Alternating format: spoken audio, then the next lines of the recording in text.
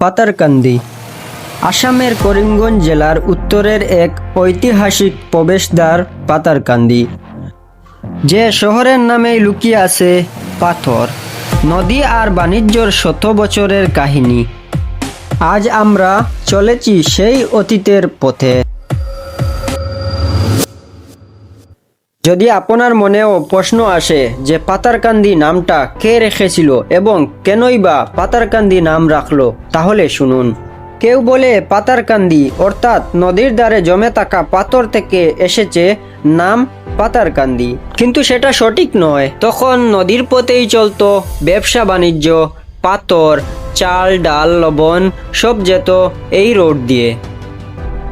British শাসনের সময় পাতারকান্দি ছিল সিলেট ও করিমগঞ্জের মাঝে একটি গুরুত্বপূর্ণ ট্রেডিং পয়েন্ট। এখান থেকে শ্রমিক, কাঠ এবং কৃষিপণ্য নিয়ে যেত চা বাগানে। ফলের ক্রমে গড়ে উঠে দলই, টিলাগাঁও, কুমারগঞ্জের মতো বস্তি। রেলপথ ও যোগাযোগ। 1900-এর দশকে করিমগঞ্জ মহিলা শাসন রেলপথ তৈরি হয়। পাতারকান্দির ব্যবসা আরও বাড়ে। বহু মানুষ এই পথ দিয়ে সিলেট, শিলচর ও ত্রিপুরায় যাতায়াত করত। স্বাধীনতার পর কি পরিবর্তন এলো পাতারকান্দিতে জেনে নিন।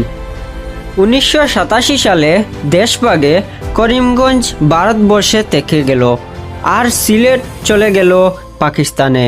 এই পরিবর্তনের ফলে সীমাবর্তী শহর হিসেবে নতুন পরিচয় পায় পাতারকান্দি।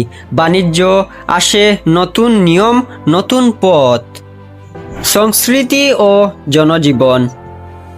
এখানে বাংলা, অসমিয়া, মণিপুরি, ত্রিপুরী সব ভাষায় মিশ্রণ। পাতারকান্দির মানুষ জানে মিলেমিশে থাকা। মানিকনগর থেকে লালচূড়া পর্যন্ত ছড়িয়ে আছে এই রঙিন সংস্কৃতি। শুনুন এবার আধুনিক পাতারকান্দি।